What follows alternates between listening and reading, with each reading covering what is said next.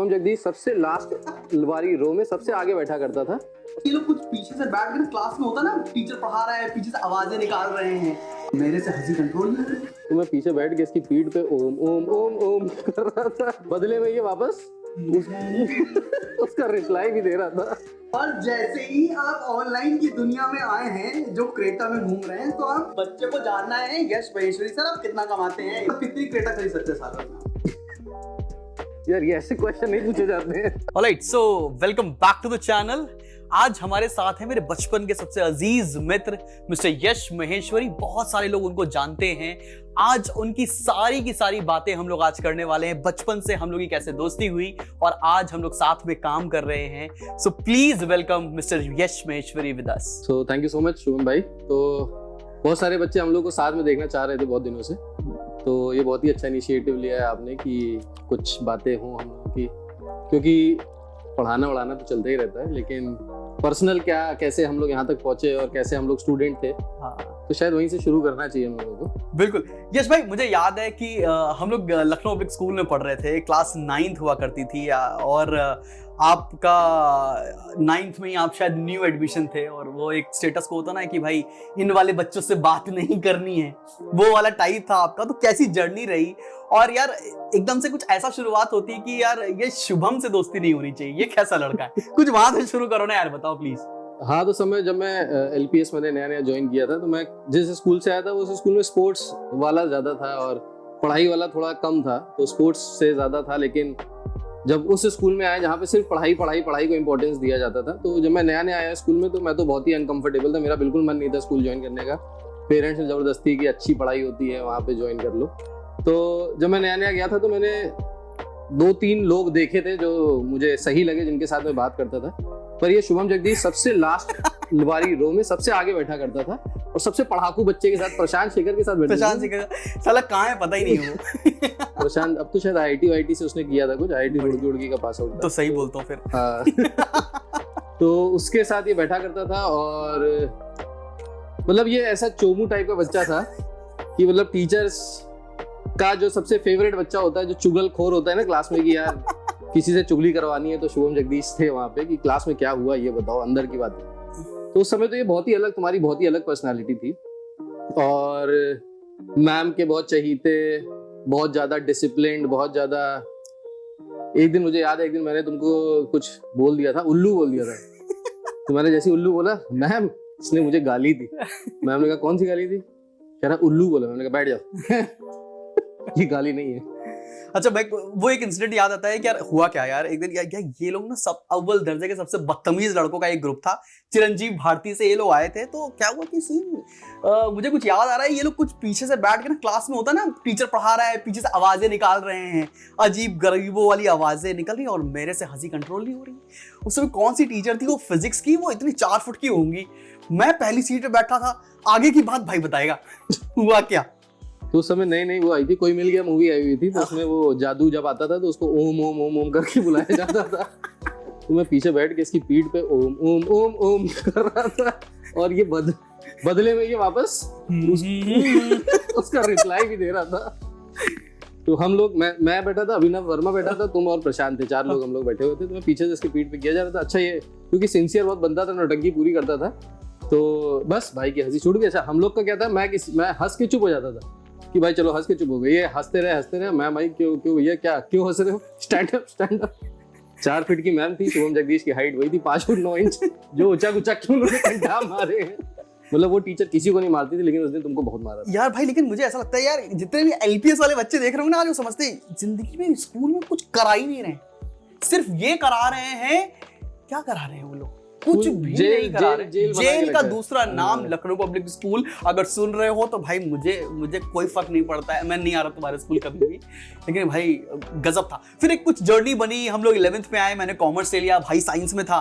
तो इनकी क्लास के टीचर जो मैं और प्रतीक, अच्छा एक थोड़ा सा बैकग्राउंड बताता हूँ ना, हम 3 दोस्त हैं, मैं, यश और एक प्रतीक अपना काम कर रहा है सिटी बैंक में, इंफॉर्मेशन देते हैं। इनके कुछ टीचर हुआ करते थे जो बस एक बात बोलते थे, कॉमर्स वालों के साथ नहीं रहना है। तो उसके बारे में बताओ, फिर शुरू करता हूँ कुछ और। तो मैं साइंस सेक्शन से था, क्योंकि मैं साइंस सेक्शन से था तो लोगों को ये ज्यादा होता है यार साइंस वाले जो है वो जेई वेई की प्रिपरेशन करेंगे, पढ़ाकू ज्यादा होते हैं। कॉमर्स वाले क्या वेले होते हैं, कुछ करने वरने को मिलता नहीं है। साइंस नहीं मिला इसलिए कॉमर्स मिल गई वाली बात थी। उस समय ये चलन ज्यादा था। तो मेरे टीचर थे जो मुझे बहुत ज्यादा इंस्पायर भी करते थे और बहुत ज्यादा उनकी एक्सपेक्टेशन थी कि जिंदगी में कुछ अच्छा करेगा। तो अब क्योंकि वो टीचर और प्रतीक शुक्ला का घर आसपास था, तो मैं एक दो बार उनको प्रतीक के घर के आसपास मिला टहलते हुए। तो एक दिन मुझे आके कहते हैं, यार पढ़ाई करो ना करो लेकिन ये कॉमर्स वाले दोस्तों से दूर रहा करो, ये लड़के ना खुद पढ़ते ना किसी को पढ़ने देते। इसीलिए आज हम लोग साथ में हैं और ये कॉमर्स और साथ में ही पढ़ा रहे हैं। यार यश, मुझे दो बातें बताओ। बच्चा बहुत ज्यादा जो 11वीं 12वीं होता है, मैं बच्चों की इसलिए बात बोल रहा हूँ बिकॉज हम लोग इस चैनल की सबसे मेन ऑडियंस स्टूडेंट्स ही हैं जो 11वीं 12वीं में होंगे, मोस्ट प्रोबेबली 9th 10th में होंगे, पेरेंट्स भी ये वीडियो देखेंगे। लेकिन सभी को पता है ना कुछ बच्चा किसी ना किसी रिलेशनशिप में है आज की डेट में। पेरेंट्स से नहीं बता सकता, दोस्त उसको गलत सलाह दे रहे हैं। तुम्हारी तरफ से क्या उन वो जो रिलेशनशिप वाले बच्चे हैं कुछ टिप्स बताओ कि काम भी बन जाए और बहुत ज्यादा प्रीचर साउंड ना करें हम लोग। तो जो रिलेशनशिप में थे, वैसे रिलेशनशिप में होने के वैसे टीचर्स तो ये कहते हैं कि भाई ये सब नहीं करना चाहिए, कॉलेज में जाओ तब ये सब करो। बट क्योंकि हम लोग जब पहले से थोड़े से एडवांस थे तो बचपन से ही हम लोगों का सेटिंग थी सारी, इनकी भी थी हमारी भी थी, तो कट करना पड़ेगा यहाँ से। तो उस समय टीचर्स का ये बहुत बड़ा आउटलुक रहता था कि अगर आप रिलेशनशिप में मतलब आप पढ़ाई नहीं करेंगे, आप पढ़ाई पे कॉन्सेंट्रेट नहीं कर सकते। लेकिन शायद मुझे ऐसा लगता है कि इसका उल्टा हुआ था, क्योंकि हम लोग के सपोर्ट बहुत अच्छा मिलता था कि पढ़ाई लिखाई को भी लेके बहुत अच्छा सपोर्ट था। तो उससे हाँ थोड़ा बहुत आदमी जो है वो इधर उधर होता है, पढ़ाई पे थोड़ा सा कंसंट्रेशन कम होता है, बट सही है, मतलब वो भी it is a part of life. मतलब क्या बच्चे ये बैलेंस आउट करना सीख रहे हैं कि पढ़ाई भी कर ले रहे हैं और सब कुछ मैनेज भी कर ले रहे हैं, उनको रात के 11 बजे के बाद जो फोन पे बातें कर रहे हैं कुछ ऐसा, बिकॉज चीजें चेंज हो रही हैं बहुत ज्यादा यार। एंट्रेंस एग्जामिनेशन आ रहे हैं, हर बच्चे को कट टू कट आज की डेट में कंपटीशन है, नहीं बैलेंस आउट हो पाता है। आज की डेट में बच्चे किसी अलग डायरेक्शन में भी चले जा रहे हैं यार बॉस, कि ओयो का जमाना है आजकल। तो कुछ बताओ कि कैसे वो मतलब पेरेंट्स के सामने भी वो लेजिटिमेट बात हो और बच्चे, आप मना कर दोगे तो ऐसा थोड़ा ना कि वो करेंगे नहीं। जैसे तुमको मना किया था मैंने, तुमने मानी? आज तक बात नहीं मानी ना, करा के आए ना तुम उसकी शादी, फिर क्या कर सकते हैं।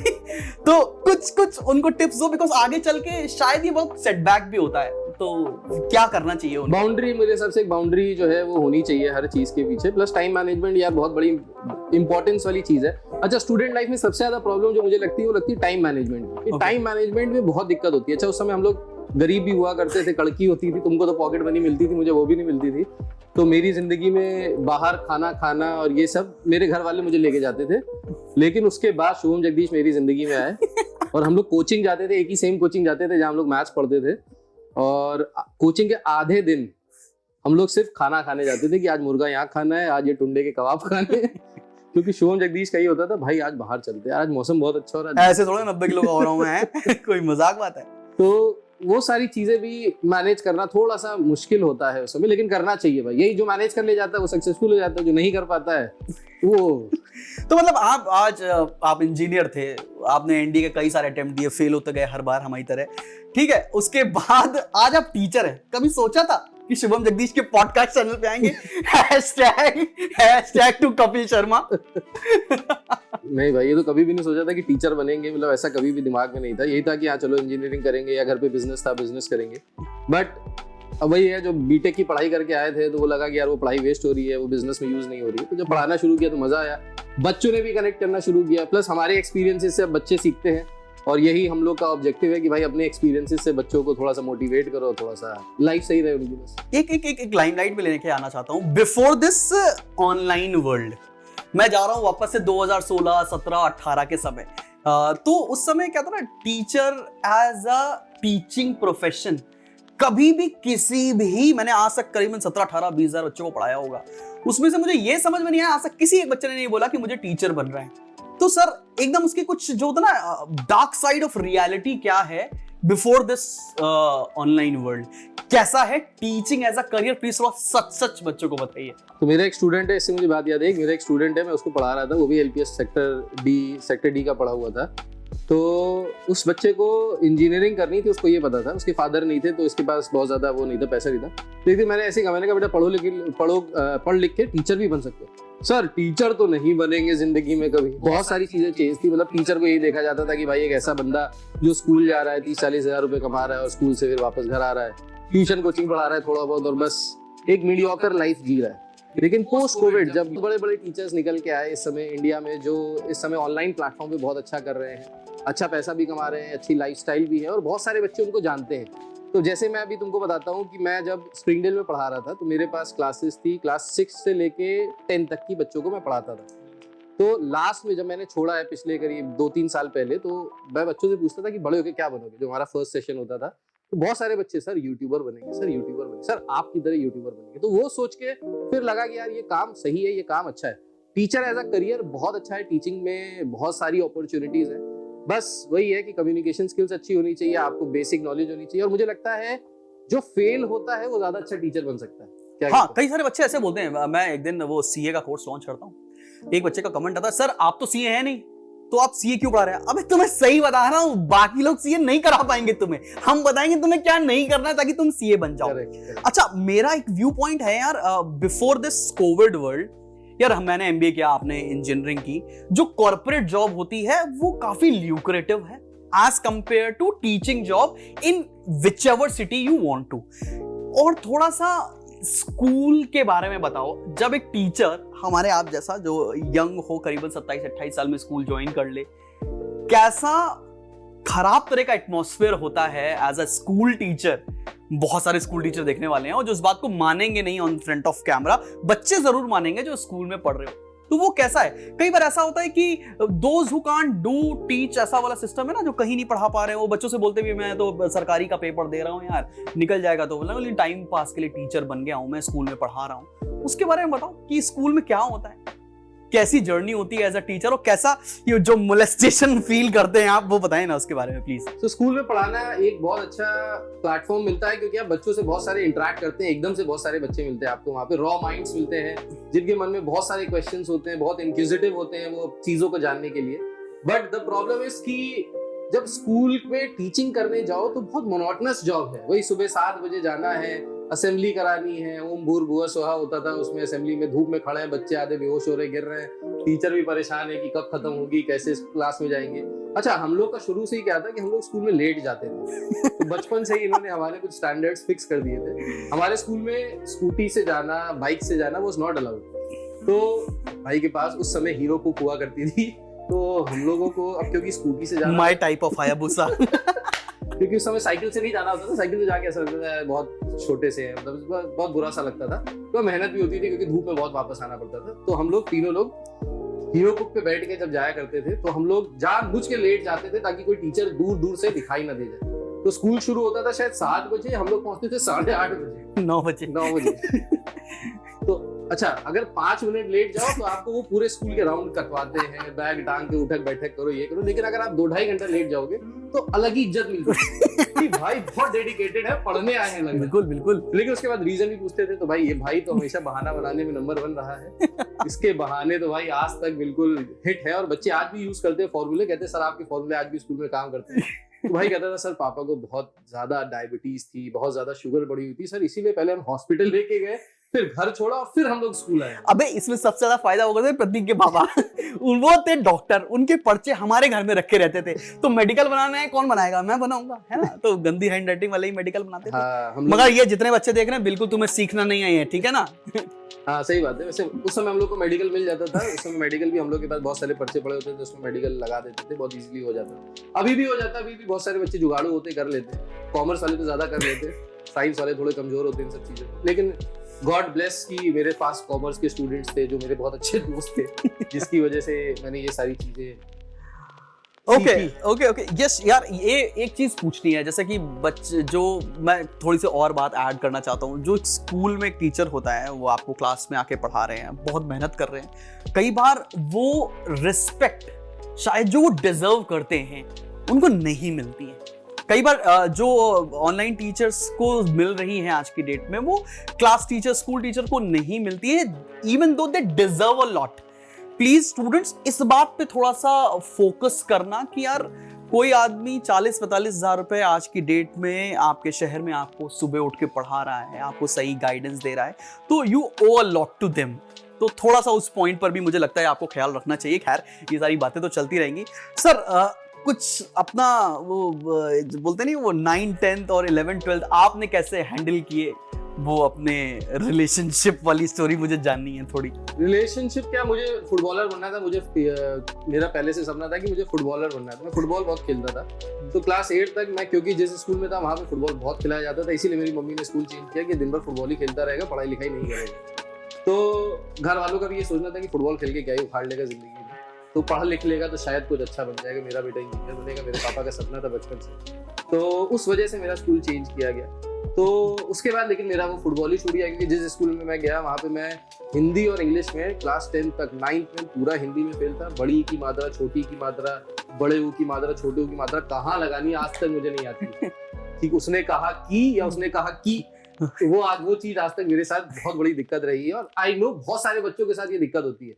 सेम गोज विद इंग्लिश में भी बहुत सारी दिक्कतें चल रही थी, क्योंकि इंग्लिश में भी भाई मैं साइंस में, मैथ्स में पास हो जाता था, इंग्लिश हिंदी में मेरे लग जाते थे। तो बड़ी मुश्किल से वहां पे जाके जब पास होना धीरे धीरे शुरू हुए, तो उसके बाद फिर थोड़ा सा चीजें सही हुई। अच्छा, रही रिलेशनशिप को बैलेंस करने वाली बात, तो रिलेशनशिप को बैलेंस करने के लिए भाई, क्योंकि उस समय आपके टेस्टोस्टेरोन ज्यादा होता है, उस समय हार्मोनल चेंजेस बॉडी में हो रहे होते हैं। अच्छा, मेरी मम्मी बहुत ज्यादा सपोर्टिव थी, उनको पता था कि उनका लड़का कर क्या रहा है, लेकिन मेरे पापा थोड़े से स्ट्रिक्ट टाइप के थे। एक दिन मैं रात में बैठ के मोबाइल पे चैट कर रहा था। उस समय तो SMS का जमाना था, उसमें तो व्हाट्सएप होता नहीं था, तो SMS उस समय तक बिल्कुल सारी उंगलियां सेट हो गई थी कि कैसे QWERTY कीबोर्ड में बिना देखे कैसे उसको मैसेजेस टाइप करने हैं। तो मैं रात में 12-1 बजे तक किताब खोल के और उसमें मैसेज पे बात कर रहा था। पिताजी आए कमरे में और मेरे हाथ में मोबाइल था, जैसे ही मैंने ऐसे रखा और मैं पढ़ने लगा नोटिफिकेशन। भाई उस दिन जो मुझे बेल्टे पड़ी उस दिन बहुत मार पड़ी उस दिन, बहुत। पिताजी ने कहा तू पढ़ाई लिखाई छोड़ दो, तुमको घर से निकाल देते हैं, ये है वो है, और कौन लड़की है सुबह बात करते हैं उसके घर में। मतलब बहुत दिक्कतें हो। तो बात हुई फिर सर? नहीं, फिर अगले दिन फिर ये हो गया कि चलो छोड़ो क्या है, मैंने कहा पापा पढ़ाई करूंगा यार। तो उस तरीके से थोड़ा सा फिर मम्मी ने भी थोड़ा सा संभाल लिया कि अरे अभी पढ़ रहा है, कोई बात नहीं है। तो ये होता है, ये सारे बच्चों के साथ, शायद अभी भी बहुत सारे बच्चे जिनके साथ ये दिक्कतें होती है। आपने कैसे संभाला, आप बताइए। आप तो बहुत गहरे संबंधों में थे यार। संबंधों से याद आया कि ये वीडियो कहाँ तक जा रहा है पता नहीं है, लेकिन यार देखो क्या होता है ना कि जिस समय आप रिलेशनशिप में होता है, लगता है जिंदगी में यही प्यार है, बाकी सब व्यापार है। शायद सही भी होता है यार, वो दौर बड़ा अजीब सा होता है, अलग सी गुदगुदी मच रही होती है, बिकॉज 9, 10 और 11, 12th वाले समय में घर भी तो कम खाली होता है ना। तो वो बात कुछ ऐसी होती है कि यार बैलेंस आउट कैसे करें, बैलेंस आउट नहीं होता है। लड़कों से तो सर नहीं होता है। लड़कियां यार, जब हम पढ़ रहे थे तो वो यार लड़कियां तो टॉप कर जा रही है, मेरी लग रही है बैक, मेरे मैथ्स में आ रहा है 2-2.5 नंबर। तो यार बैलेंस आउट करने के लिए बड़ा सिंपल सा हम लोगों ने तरीका निकाला कि यार सुबह उठ के पढ़ने लगे और उसके बाद सर पार्क में घूमने जाते थे। तो उससे ये रहता था कि सुबह पढ़ाई भी कर ले रहे हैं, प्लस वो जो बंदियां अच्छी वाली होती हैं वो कहती हैं इतना पढ़ लो तो ये हो जाएगा, इतना पढ़ लो तो वो हो जाएगा। लेकिन आज सर जो अरेंज मैरिज हुई है उसका बहुत ही ज्यादा अच्छा लगता है। तो जितनी रियलिटी रिलेशनशिप में आना है उतनी ही रियलिटी ब्रेकअप भी है। उसको कैसे डील करे सर बच्चा, प्लीज बताइए। जब ब्रेकअप को डील करना तो आप ज्यादा अच्छा बता पाएंगे। सर दोनों ने ही डील किया है सर अपनी अपनी तरह से, थोड़ा आप बताइए, फिर मैं तो बताता ही रहूंगा।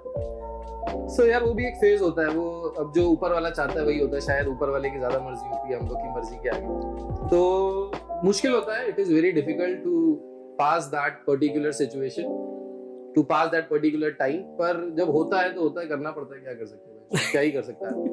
उसमें बहुत सारे दोस्त यार भी काम आते हैं। उस समय जब आदमी अपने लोएस्ट पे होता है तो जो सबसे ज्यादा काम आते हैं जिंदगी में शायद वो उसी समय के दोस्त हैं।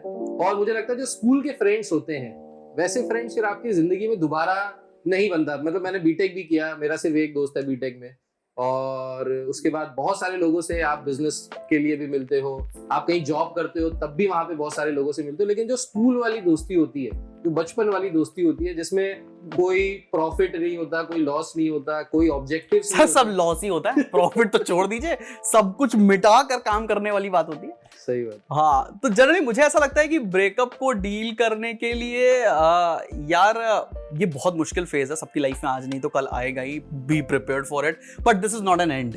हो सकता है, मुझे ऐसा लगता है कि ये एक स्टोरी है जो आप अपनी जिंदगी में जी रहे हो, एक किरदार है। वो एक समय के बाद खत्म हो जाएगा, शायद कंटिन्यू रहे अगर टचवुड, अगर अच्छी बात है तो। लेकिन treat everyone as a story in your entire life. तो स्टोरी खत्म, नए लोग आएंगे, नई स्टोरी शुरू होगी, तो कुछ खत्म नहीं होता है। यही एक बात है जो मैं बच्चों से बोलना चाहता हूँ। वैसे मेरे पास बच्चों के कुछ क्वेश्चन थे, जब मैंने उन लोगों को बताया कि पॉडकास्ट में आप आ रहे हो, तो उनका एक बेसिक क्वेश्चन था कि सर ये बताइए कि कोविड से पहले जब आप ऑफलाइन पढ़ा रहे थे, tuition and school and everything, तब आप कितना कमाते थे?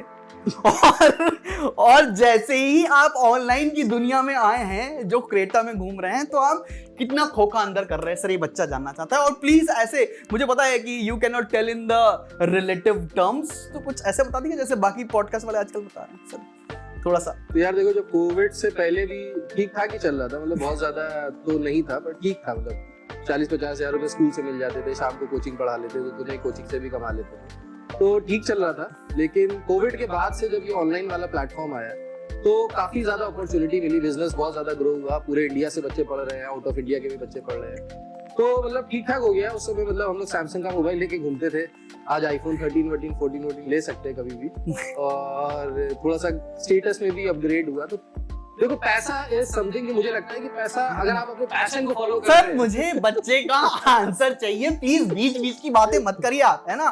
बच्चे को जानना है, यश महेश्वरी सर आप कितना कमाते हैं, बस ये जानना है हमें। यार देखो, औरत से उसकी एज और आदमी से उसकी सैलरी नहीं पूछनी चाहिए, तो वो बात बिल्कुल सही है। ठीक ठाक, मतलब अब देखो, ये सारे बच्चों की ही देन है। ठीक है, बहुत सारे बच्चे नीचे लिखना शुरू कर देंगे, इतना कमाते हैं, हमको ये कह रहे हैं, वो कह रहे हैं, पर भाई मेहनत भी बहुत लगती है। अब आप जितनी मेहनत करते हो उतनी मेहनत मैं तो नहीं कर पाता हूँ। ये तो मतलब सुबह से घर छोड़ देते हैं और उसके बाद रात में घर में घुसते हैं, घर में क्या चल रहा है क्या नहीं चल रहा है कोई मतलब नहीं है, कुछ ढूंढ ही नहीं पाते या कुछ पता ही नहीं कर पाते। सो जितना डेडिकेशन है उतना ही उसके हिसाब से आउटपुट निकलता है। लेकिन it is a slow process, it is a very gradual process, बहुत धीरे धीरे होता है, पर ठीक है। मतलब ठीक है, तो मतलब कितनी क्रेटा खरीद सकते हैं साल भर में आप? यार ये ऐसे क्वेश्चन पूछे जाते हैं। बताना है मुझे सारे बच्चों का खून का बदला चाहिए। सर बताइए, कितनी क्रेटा ले सकते हैं आप साल भर में? 4-5 तो ले सकते हैं। ठीक है, कट करना पड़ेगा क्या यहाँ पे? बीप बजा दें। चलो बहुत बढ़िया यश सर। आप अपने बारे में तो बताइए, आपने तो अभी असली छुपा ली है। जो है भगवान का दिया है, दौलत है, शोहरत है, संजना टेक्सटाइल, संजना एयरलाइन, बहुत बड़ा काम है अपना। यार देखो, मुझे जितना याद आ रहा है कि 2012 में हमने अपना कोचिंग सेटअप किया था, चीजें बहुत कमाल की चल रही थी तब ऐसा था कि हम लोग शायद 3-4 क्रेटा ले सकते थे साल भर में, अभी शायद 10 ले सकते होंगे सर। तो कुछ ऐसा ही कट करेंगे यार अभी ना, ठीक है ना, ऐसा ये सारी चीजें नहीं डालने वाली हो रही है। सर एक और क्वेश्चन जो मजेदार है, मैं भूल गया सर वो क्वेश्चन, लेकिन फिर भी अभी याद आएगा ना तो वो अगला क्वेश्चन पूछो। हाँ याद आ गया यार, बच्चों को और मार्केट में एक ऐसी बात फैली हुई है कि जो पैसे कमा रहा है ना वो गलत है यार। हर एक इंसान हर एक चीज परोपकार के लिए करे। एक अभी हाल ही में एक बच्चा बोला था, सर आप ना बड़े मनी माइंडेड हो गए, आप अपने कोर्सेज निकालते हैं 7,000, 8,000, 10,000, 5,000 रुपए में, आप हर समय कोर्सेज ही बेचते रहते हैं, तो इसमें आपकी क्या व्यू पॉइंट है? और ये बच्चों को अभी समझना क्यों जरूरी है कि जो हो रहा है इसको कैसे डाइजेस्ट करें और कैसे सपोर्ट करें to the faculty, to the teachers which they really connect to? इस पर कुछ बताइए सर। यार देखो, इसके लिए सिंपल सा सीधा सा फॉर्मूला है। अगर हम ना पढ़ा रहे होते, अगर मैं एक सॉफ्टवेयर इंजीनियर होता तो मेरा इस समय पैकेज होता करीब 40-50 लाख रुपए। बिल्कुल। आप अगर MBA किया है आपने, आप इसके बाद अगर किसी कॉर्पोरेट में ज्वाइन कर रहे होते तो आपको भी 40-50 लाख रुपए महीना आराम से मिल रहा होता। आराम से। इसमें कोई क्वेश्चन ना पूछता कि आप परोपकार कितना कर रहे हैं, आप सोसाइटी के लिए क्या कर रहे हैं, कोई क्वेश्चन नहीं पूछता। बिल्कुल सही। But when it comes to teaching, when it comes to कि आप डॉक्टर हैं, अच्छा डॉक्टर से भी आदमी कभी फीस के लिए कुछ नहीं कहता। डॉक्टर ने कहा कि भाई 1,000 रुपए फीस हुई, और उसने सही बताया गलत बताया, इररिस्पेक्टिव ऑफ दैट आप उसको पैसा देते हो। बिल्कुल सही बात। तो आदमी हर काम कर रहा है पैसा कमाने के लिए। आदमी के पास परिवार है, मम्मी पापा है, हमारे भी बच्चे, हमारी भी बीवी है, सबको सब कुछ देखना है। ये जो इतना बड़ा सेटअप हम लोगों ने लगा के रखा था, किसने आके हम लोग की हेल्प की? किसी ने तो नहीं हेल्प की ना। कोई गवर्नमेंट ने आया तो नहीं कि भाई आप लोग अच्छा पढ़ाते हो तो चलो आप लोग यूट्यूब पे बच्चों को पढ़ाओ, फ्री में पढ़ाओ। गवर्नमेंट ऐसा कोई अपॉर्चुनिटी देती तो बिल्कुल हम लोग करते। बाकी हम लोग की तरफ से जो भी हो पाता है, जो भी गरीब बच्चे हैं जो नहीं बहुत ज्यादा अफोर्ड कर पाते, उनके लिए भी कर ही रहे कुछ ना कुछ।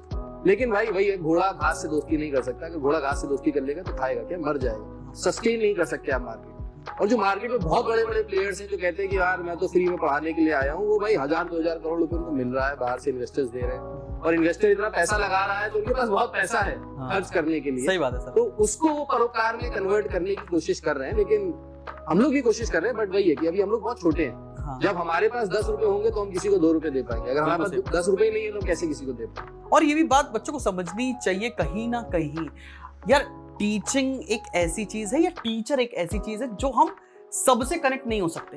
हो सकता है कि कुछ बच्चों को बातें सिर्फ शुभम जगदीश से समझ में आती है या वो सिर्फ शुभम जगदीश से ही बातें सुनना चाहते हो।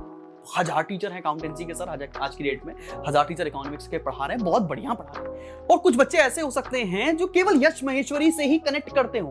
तो मुझे कहीं ना कहीं लगता है कि कंटेंट डिलीवरी से ज्यादा कंटेंट कनेक्ट की एक बात करनी चाहिए बच्चों को, और बच्चों को ये प्राउड फील होना चाहिए कहीं ना कहीं कि उनको कोर्सेस जो आज की डेट में हम प्रोवाइड कर रहे हैं वो आप अपने शहर से कंपेयर कर लो, आप अपने शहर के टीचर्स से कंपेयर कर लो, उनसे कई कम दामों में कर रहे हैं, बिकॉज हम बल्क में काम कर रहे हैं, इसीलिए हम सस्टेन कर पा रहे हैं। और अगर आप एक अपने ही टीचर को अगर रोल मॉडल मानते हो और वो सक्सीड कर रहा है लाइफ में, तभी आप उसकी बात मानोगे। अगर वो फेल हो रहा होगा, वो टीचर है, पढ़ा रहा है यूट्यूब पर, लेकिन घर में खाने के लिए नहीं है, ऐसे लोगों को रोल मॉडल नहीं लेंगे। और बिकॉज ऑफ योर सपोर्ट हम एक similar prices per year on year काम कर पा रहे हैं और ज्यादा से ज्यादा चीजें खुद डिलीवर कर रहे हैं। सर एक छोटा सा एग्जांपल लेता हूं मैं, वो उन बड़ी कंपनी को कोट नहीं करना चाहता हूं बिकॉज वहां से बड़ी बज क्रिएट हो जाएंगे। हाउएवर मैं कोशिश करूंगा रात आखिरी तक उनका नाम बोल दूं कि मैं किसके बारे में बात कर रहा हूं। सर क्या होता है, आपने कोर्स लॉन्च किया,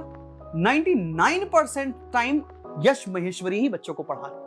यश महेश्वरी के आज के डेट में बहुत आसान है कि अपनी जगह एक रिप्लेसमेंट रखें और पढ़ाना शुरू कर दें और बोलें कि हम तो कंपनी मैनेज कर रहे हैं साहब, लेकिन हम टीचर हैं, हम कंपनी मैनेज करने के लिए नहीं आए हैं, हम आए हैं पढ़ाने के लिए। 99% सब्जेक्ट्स में आज की डेट में खुद पढ़ा रहा हूं, सारे बैचेस को खुद कवर करने की कोशिश करता हूं। एक आधा सब्जेक्ट तो हेल्पिंग टीचर्स चाहिए ही चाहिए होंगे। तो ऐसा अगर आप किसी को रोल मॉडल मान रहे हो, कोई बड़ी बड़ी कंपनियां हैं जो आज की डेट में यूनिकॉर्न हो गई हैं, आप देखिए क्या वो आज की डेट में आपको आपके बैचेस में आके पढ़ा रहे हैं। अगर नहीं पढ़ा रहे हैं तो प्लीज चेंज द गेम। हाँ, तो उनसे पूछिए कि भाई आप पढ़ाओ ना, जब पैसे आपने उनसे पढ़ने के लिए दिए, किसी और से पढ़ने के लिए नहीं दिए। हाँ, वही बात है, शाहरुख खान की पिक्चर देखने गया तो शाहरुख खान ही नहीं कर रहा है, वो तो प्रोडक्शन में था सर, वो तो है ही नहीं एक्टर। तो ये थोड़ा समझना चाहिए मुझे कहीं ना कहीं, लेकिन बाकी कमाल की इंडस्ट्री है जो काम कर रही है। अब सर थोड़ी सी बात मैं ये करना चाहूंगा आपसे, जो बच्चे बड़ा फील करते होंगे, जो मैं पर्सनली बहुत फील कर रहा हूँ। कई बार ऐसा होता है कि टीचिंग एज अ कम्युनिटी बहुत स्ट्रांग नहीं है। आप पढ़ा रहे हो, आपको ही कॉन्फ्लिक्ट करते हैं आपके स्कूल के टीचर, बोले यश महेश्वरी से क्यों पढ़ा, उसको तो कुछ नहीं आता, या तो वो तो मेरे से पढ़ा हुआ है, क्या जरूरत है। इस पर बताइए ना, तो टीचर्स भी अगर देखें तो कैसे हम एक कार्टेल बनाकर यूनिटी में काम कर सकते हैं और बच्चों का इसमें क्या रोल है।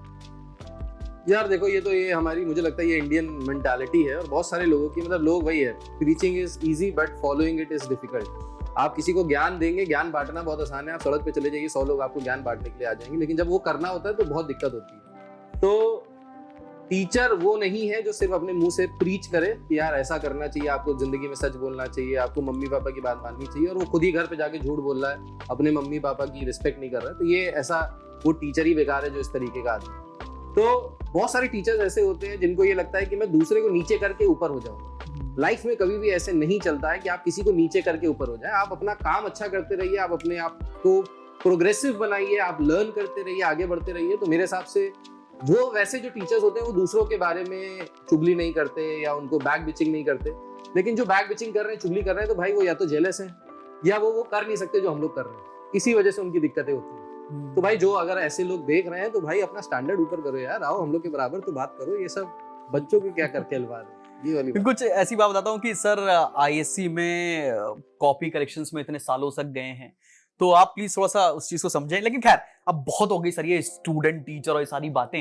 आप मेरे को एक चीज बताओ, apart from studies, apart from हम लोग क्या ही थे पढ़ने में, खैर वो तो बात अलग है, इसके अलावा क्या पसंद था सर आपको करना? यार मुझे घूमना बहुत पसंद था, खाना खाना हम लोग को हमेशा से पसंद रहा है। नहीं, वो तो ठीक है। और गेम्स खेलना अच्छा लगा है। याद होगा शायद क्लास 12 के बाद हम लोग को बहुत जोश चढ़ा था बॉडी बनाने में। हाँ। यार बॉडी बनानी है, जिम जाना है, तो तुम्हारे घर के पास एक जिम हुआ करता था। तो वहाँ पे हम लोगों ने काफी मेहनत की है, इर्रेगुलर मेहनत, लेकिन वही कंसिस्टेंट नहीं थे तो इस वजह से। लेकिन उस समय बॉडी बनी थी, थोड़ी बहुत मसल्स आ गई थी शरीर में, चौड़े हो गए थे। बट फिर वही, क्योंकि जैसे जैसे रिस्पॉन्सिबिलिटी बढ़ती है, आपके वो डिलीवर करना होता है, आपको समाज में कुछ अच्छा करके दिखाना होता है, क्योंकि आपके माँ बाप को भी बहुत उम्मीदें होती हैं आपसे, तो उस समय वो थोड़ा सा धीरे धीरे करके छूट गया था। लेकिन क्लास 12 के बाद हम लोगों ने बहुत मस्ती की यार। मतलब मुझे तो लगता है कि जो बच्चे ने, शायद मैंने जेई की कभी प्रिपरेशन नहीं की, एंड आई एम प्राउड कि मैंने नहीं की, कोई ऐसी दिक्कत वाली बात नहीं। मैं तो सर कभी कॉलेज ही नहीं गया हूँ। हाँ, आपको कभी कॉलेज गया ही नहीं हूँ। क्यों? मेरा सिलेक्शन ही नहीं हुआ सर, सिंपल है। कभी कॉलेज गया ही नहीं मैं आज तक। कहाँ से पढ़ा? मैं कानपुर यूनिवर्सिटी डिस्टेंस से पढ़ाई की, सीए कर रहे थे। दूसरे बच्चे भी सीए करते हैं, हेड्स ऑफ यू। हां, सब कुछ जिंदगी में कर लो। बहुत बढ़िया आदमी हो। तो हमारा भी एक दोस्त है अरकम, 10 साल में सीए बना है, लेकिन भाई बढ़िया कर रहा है, यूएस में सब, है ना। तो सर अच्छा ये बताओ यार, ये एक बेसिक सी बात है, सबके बारे में सबको ही बात करता है, मगर एक प्रेशर है अनड्यू मार्केट में और एक हैप्पीनेस क्वेश्चन है। हम शायद बच्चों को दूसरा वाली चीज सिखाई नहीं रहे। आप ही से मैं सीखता हूँ यार, शुभम क्या मरते रहते हो हर समय, ये पढ़ाना है वो पढ़ाना है, ये लोन वो EMI। क्या ये इस पार्ट के साथ साथ हम बच्चों को ये सिखा सकते हैं कि शायद जिंदगी में खुश रहना भी बहुत बढ़िया है? सही बात है, ये चीज तो कोई नहीं सिखा रहा। हर आदमी, अच्छा आदमी भी पढ़ाई इसलिए कर रहा है, जेई में इसलिए जाना है क्योंकि IIT में अगर सिलेक्शन हो जाएगा तो रैंक अच्छी आएगी, तो IIT में सिलेक्शन होगा, अच्छी नौकरी मिलेगी, करोड़ 2 करोड़ का पैकेज होगा। मतलब everyone is talking about money, everyone is talking about materialistic thing. लेकिन असली लाइफ में क्या कर रहे हो आप, सोसाइटी को कितना दे रहे हो, आप क्या चीजें अच्छी लर्न कर रहे हो, आपकी हेल्थ कितनी अच्छी है, आप कितने खुश हो जो आप काम कर रहे हो, आप फ्रेंड्स के साथ, अपने परिवार के साथ कितना टाइम बिता रहे हो, इसके बारे में कोई बात ही नहीं कर रहा। मतलब एक जो आपका क्या कहते हैं उसे, लाइफ एंड प्रोफेशनल लाइफ और पर्सनल लाइफ के बीच में जो बैलेंस होना चाहिए, उसके बारे में कोई बात ही नहीं कर रहा। एज अ रिजल्ट सोसाइटी बहुत ज्यादा अनहैप्पी होती जा रही है। जो सॉफ्टवेयर इंजीनियर्स भी काम कर रहे हैं बड़ी बड़ी मल्टीनेशनल्स में, वो मल्टीनेशनल को गाली देते रहते हैं, वो सुबह उठते हैं शाम को जाते हैं। TVF की कितनी सारी सीरीज है जिसमें ये सब दिखाया जाता है। जो IAS की प्रिपरेशन कर रहे हैं वो भी एक प्रेशर के अंदर मरे जा रहे हैं, उनको शायद नहीं करना, लेकिन उनके मम्मी पापा का एस्पिरेशन है जिसको वो शायद अपने कंधे पे रख के उसको फॉलो कर रहे हैं। जैसे हम लोग के ऊपर भी बहुत ज्यादा प्रेशर था, मेरे ऊपर भी प्रेशर था, मुझसे कहा था कि क्लास 12 के बाद ड्रॉप करो और जेई की प्रिपरेशन करो, तुम्हारी अच्छी रैंक आएगी। था मुझे नहीं करना था, मुझे पता था कि मैं उतनी मेहनत नहीं कर पाऊंगा पढ़ाई में। ऑल्दो अब ऐसा लगता है पढ़ाई करना ईजी होता है, लेकिन उस समय ऐसा लगता था कि यार पढ़ाई नहीं हो पाएगी, क्योंकि जिस घर के एनवायरनमेंट में हम रहते थे, हमको बाहर जाना था, हमको दुनिया देखनी थी। तो बाहर भी जाना चाहिए, क्या कहते हो तुम? तो कभी भी बाहर नहीं गए, तुमको लगता है कि ऐसे कॉलेज के लिए बच्चों को बाहर जाना चाहिए, या पेरेंट्स को प्रमोट करना चाहिए कि भाई घर से निकलो? यार मुझे लगता है घर छोड़ देना चाहिए। घर छोड़ देना 10वीं 12वीं के बाद तो घर छोड़ देना चाहिए। तभी आपको पता है वैल्यू समझ में आती है कि पेरेंट्स क्या है, दोस्त क्या है, कौन दोस्त तुम्हारे लिए है, कौन नहीं है। और मुझे एक चीज की तो सर यहाँ से एक बात बच्चों को बहुत इन डेप्थ ये बताना चाहिए कि यार ये बताओ कितने % ऑफ लोग घूमने जाएंगे सर फोन घर पे रख के? अगर मुझे लोग बोलते ना कि सर मुझे बड़ा घूमना पसंद है, अबे तुम्हें घूमना नहीं पसंद है यार, तुम्हें बताना पसंद है कि मैं एकदम हैपनिंग हॉलीडेज पर होकर आया हूं। मुझे बस ये पसंद है कि मैं अपने दोस्तों के साथ वो मालदीव्स की ट्रिप पर लगा के आया हूं। अब तुम मालदीव ट्रिप हटा दो, तुम्हें फोन में तुम्हें किसी को नहीं बताना है। Will you be satisfied? लोग बोलते हैं ना अक्सर मुझे पता ही नहीं मुझे क्या अच्छा लगता है। अरे तुम्हें वो अच्छा लगेगा ना जो तुम शायद किसी को बिना बताए जिस काम में खुश रह सकते हो। जैसे लोग बोलते हैं ना आप सर बाइकिंग नहीं करते हो आप में, अरे नहीं अच्छा लगता मुझे धूप में गाड़ी चलाना, नहीं पसंद है मुझे। लोग बोलते हैं लद्दाख ट्रिप जाओ, बाइक चलाओ, क्या लाइव है। अरे लद्दाख ट्रिप की बाइक सर, ये जो स्टोरी इंस्टाग्राम पर दिख रही है, उससे पहले क्या लोग जाते थे? और अगर जाते भी थे तो पता नहीं था, वो एक्चुअल बाइक एंथुसियास्ट होते होंगे जो जाते होंगे। आज की डेट में लोग इसलिए जाना चाहते हैं, हमारे वहां एक बोलते नहीं है कि एक इकोनॉमिक्स में टर्म है देखा देखी करना सर, ठीक है ना। दूसरा कर रहा है फॉर द सेक मुझे भी वही चीज करनी है, करेक्ट, ठीक है ना। तो कहीं ना कहीं ये इसको रोमांटिसाइज करने लगे कि ट्रिप जाना है तो ही हम हैप्पीनेस क्वेश्चन आएगा, या हम बच्चों के साथ बंक मार रहे हैं, या हमें नशे कर रहे हैं। इनफैक्ट अभी इसके भी ऊपर आऊंगा मैं आज की डेट में, जो बहुत ही काफी बजिंग टॉपिक है। तो वो इस चीज को रोमांटिसाइज करते हैं शायद इसीलिए, दिखाने के लिए टू कूल भी मुझे सिगरेट पीनी है 12th क्लास में, क्योंकि बड़ा मजा आता है, क्योंकि वो मूवीज में भी दिखाया जा रहा है। But do you actually like it?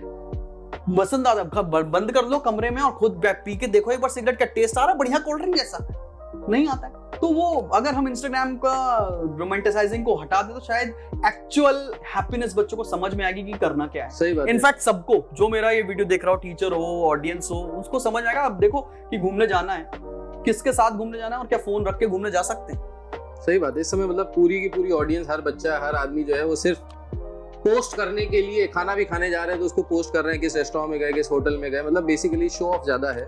लेकिन असली उस मोमेंट को नहीं जी रहे जिस मोमेंट में है, उस मोमेंट की फोटोग्राफ्स ले रहे हैं और उस मोमेंट को एक्चुअली में आप रियलाइज नहीं कर रहे हो कि उस मोमेंट, वो मोमेंट जा रहा है और उस मोमेंट को आप एंजॉय नहीं कर पा रहे हो। तो उस मोमेंट को एंजॉय करना चाहिए।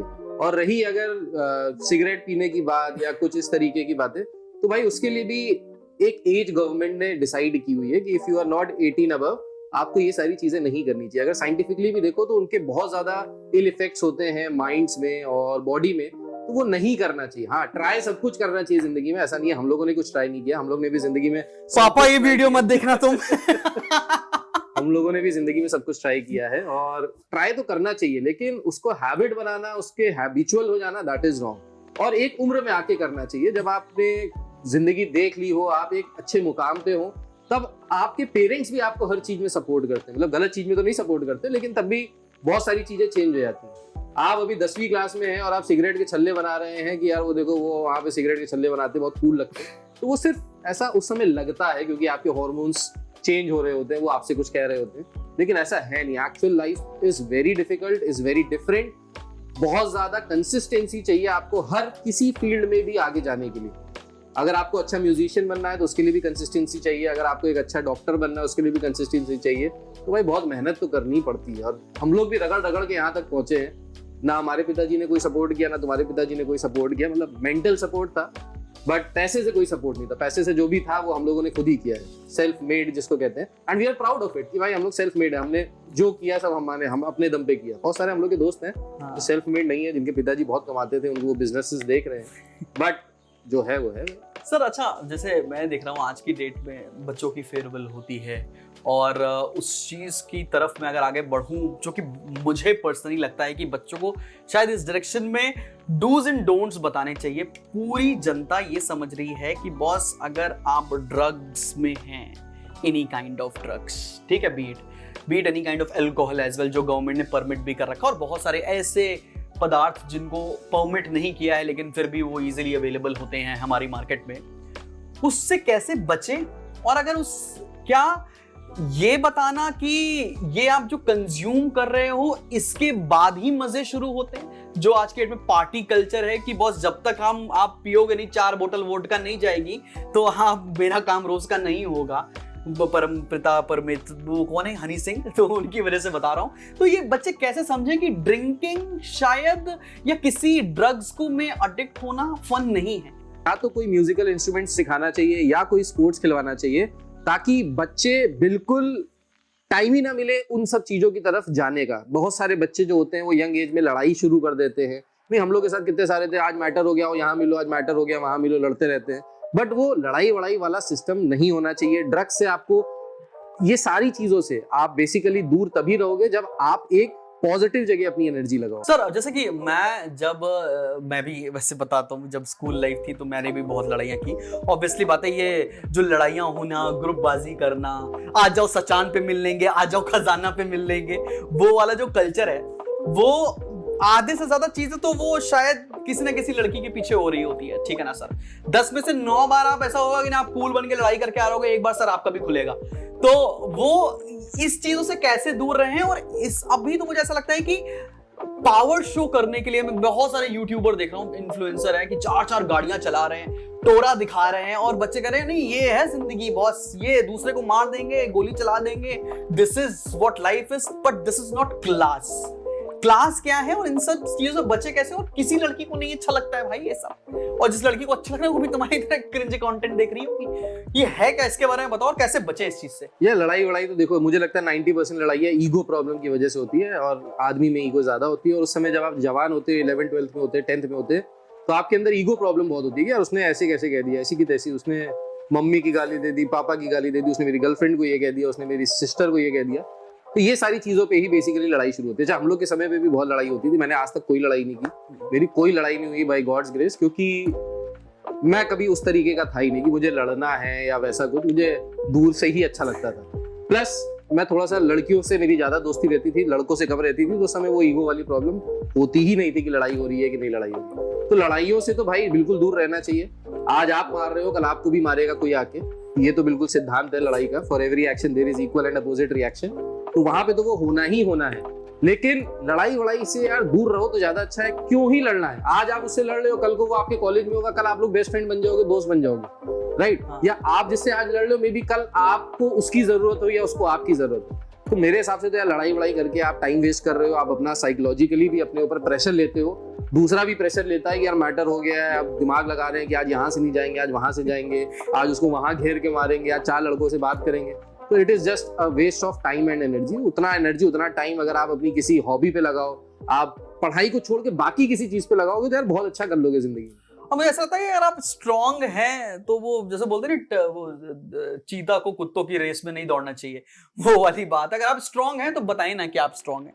चीता जाके माइक लेके बताता नहीं, look I can run fast, ऐसा कुछ भी नहीं होता भाई। जो अगर आप स्ट्रांग हैं दुनिया को पता चल जाएगा, आज नहीं तो कल। प्लीज अपने आप बाइसेप्स के इंचेस पर डिपेंड नहीं करें।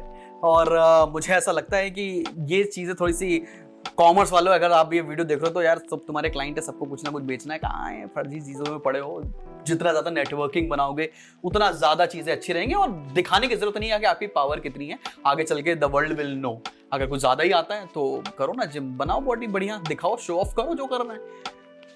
ओके हाँ सही बात है, मुझे तो ऐसा लगता है कि सर ऐसा होना चाहिए। बिल्कुल। ओके, एक बात जो मेरे दिमाग में अटकी हुई है, मुझे लगा था कि मैं पहले पूछूं कि ना पूछूं।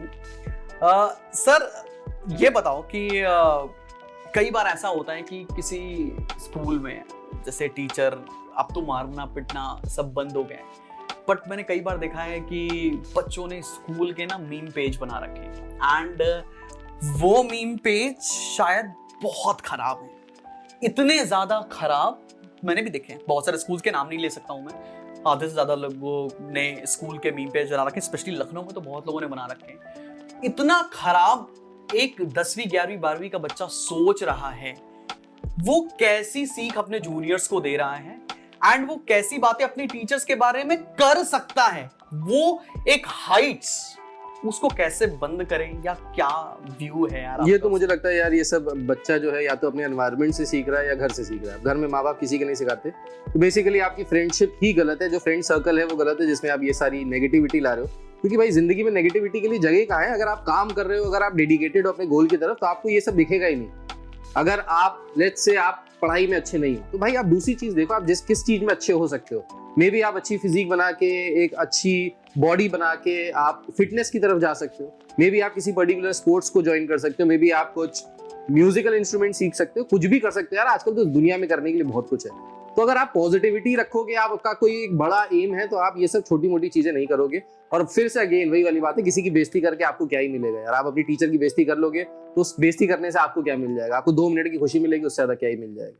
सर आज मार्केट में ना एकदम ट्रेंड चल रहा है कि 19 साल में अगर मिलियनेयर नहीं हुए, तुम जिंदगी के सबसे बेकार लड़के हो, बेकार लौंडों में गिनती की जाएगी तुम्हारी। 26 साल में मिलियनेयर नहीं हुए यार, तुम 12th में हो, कुछ कमाते नहीं हो। ये किस तरफ लेकर जा रहा है बच्चों को? और आपके हिसाब से 12वीं क्लास के बच्चों को क्या इस फाइनेंस मैटर में एंटर करना चाहिए, या ये सोचना कि 26 साल में अगर मिलियनेयर नहीं बने या बड़ी गाड़ी नहीं ली तो क्या आप जिंदगी में हार चुके हो? What is the correct time? लोग बोलते हैं ना कि 24 में कॉलेज खत्म होगा, 26 में नौकरी, 28 में शादी, लाइकवाइज। तो ये क्या कोई टाइम बैरियर है जो बच्चों को दिमाग में रखना चाहिए? यार देखो, टाइम बैरियर तो कुछ भी नहीं है। देखो, सबकी लाइफ अलग है, सबका जो बचपना है वो यूनिक है। जो आपके मम्मी पापा हैं, जो आपने बचपन में सीखा, जिस एनवायरनमेंट में आप पले बढ़े, जिस स्कूल में आप गए, जिस कोचिंग में आप गए, सबके लिए अलग अलग है। Everyone is unique in their own world. तो हर आदमी के लिए जो टाइम फ्रेम है वो अलग अलग है।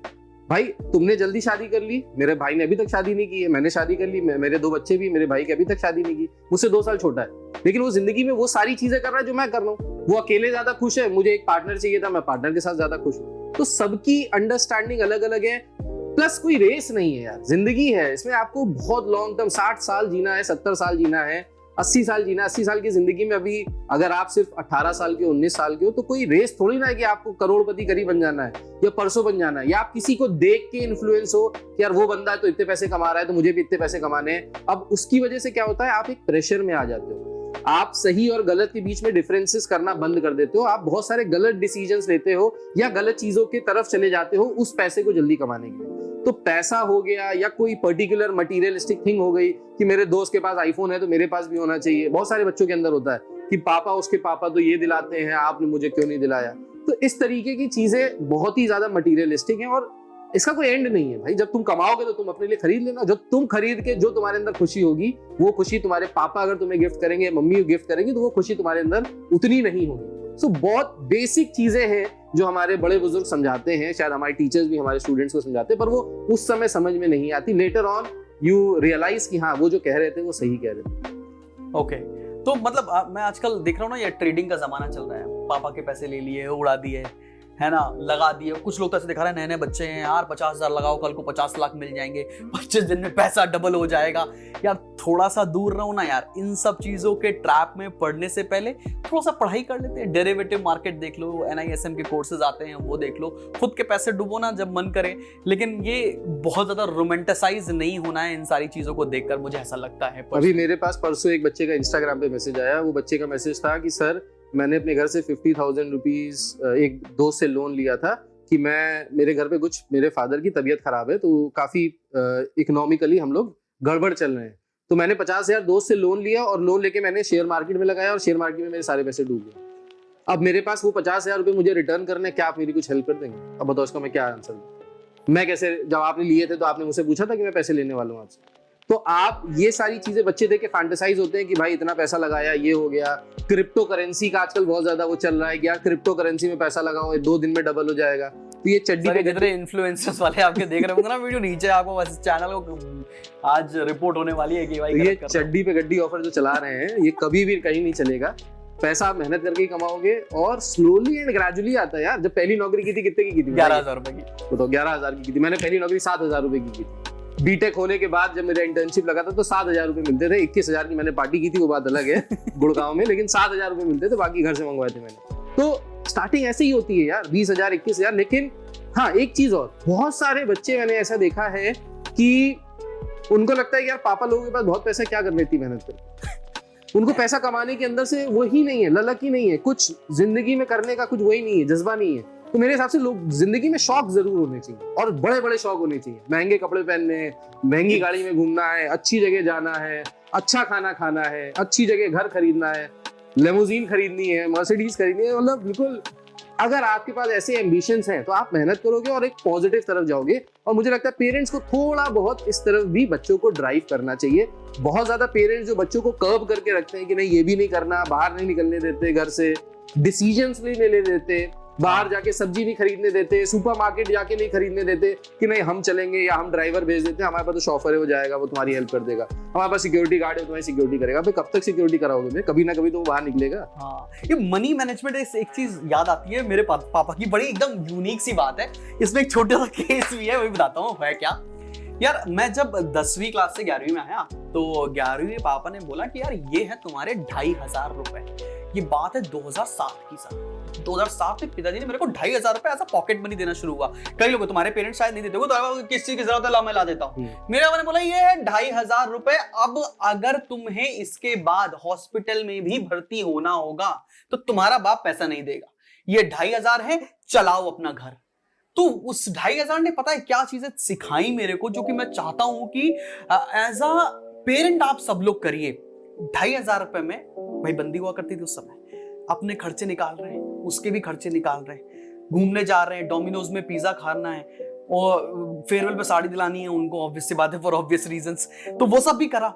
बाइक में पेट्रोल डलाना है, स्कूल में फीस देनी है जो एक्स्ट्रा वाली होती है, रेगुलर फीस तो पापा लोग देते ही थी, बुक्स खरीदनी है तो नहीं खरीदनी है, मेरे पास पैसे बच रहे हैं तो उसकी सेविंग, आगे क्या करना है। इसने मेरे को लाइफ में कुछ चीजें सिखाई है बहुत ज्यादा, कि मेरे पास पैसा कितना है और इसको मैं कितना ज्यादा कैपिटलाइज कर सकता हूं, जो आज की डेट में शायद अपने बेटे को सिखा पाऊंगा कि नहीं सिखा पाऊंगा। जो मेरे पिताजी ने एकदम बेहतरीन तरीके से मनी मैनेज, वो यार एक सरकारी नौकरी में बाबू है, ठीक है ना, उन्होंने मेरे को ये मनी मार्केट जो सिखाया ना, ट्रेडर आज के डेट में नहीं सिखा सकते किसी भी तरह, वो बहुत बढ़िया है। अब मुझे बाहर खाना होता था, मेरे पापा बोला चिकन खाने का मन कर रहा है, तो पापा घड़ी देखने लगते थे कि क्या दीवालों में रंग तो बहुत अच्छा लगाया है, तुम बताओ क्या कर रहे हो। बात ही नहीं कर रहे, एब्सर्ड बात कर रहे हैं, क्योंकि तुम्हें 2,500 दे दिए, 30 दिन का समय है, 30 दिन के बाद ही दूसरा अमाउंट मिलने वाला है। Do hell with your business, तुम्हें जो भी जरूरत पड़ जाएगी, मैं नहीं हूं तुम्हारे साथ। तो उसने पैसा हैंडल करना सिखाया। मैं पेरेंट्स को बोलता हूं प्लीज ऐसा करिए और हिसाब मत लीजिए। कई बार क्या होता है ना, हम पैसा देते हैं, हिसाब मांग लेते हैं, तुमने क्या किया, अरे उसने जो भी किया वो थोड़ा ट्रस्ट दिखाओ ना यार, ठीक है। आपकी परवरिश अच्छी होगी तो बच्चा कहीं नहीं जाने वाला है, लेकिन उससे वो शायद सारे वो मैटर सीख जाएगा जो पेरेंट के साथ नहीं सीख सकता है। अपने दोस्तों से बातें करता है और ये सारी चीजें हैं। मैं हर चीज का पैसा मैं 2,500 रुपए मैनेज कर लेता हूँ, और आज शायद मैं बताऊं सर तो 2,500 ही खर्चा है मेरा, क्योंकि मैं आज भी 2,500 रुपए में अपना पर्सनल खर्चा निकाल सकता हूँ। ईवी गाड़ी ले लिए, चार्ज में होती घर पे ही, तो वो उसका प्लस पॉइंट है।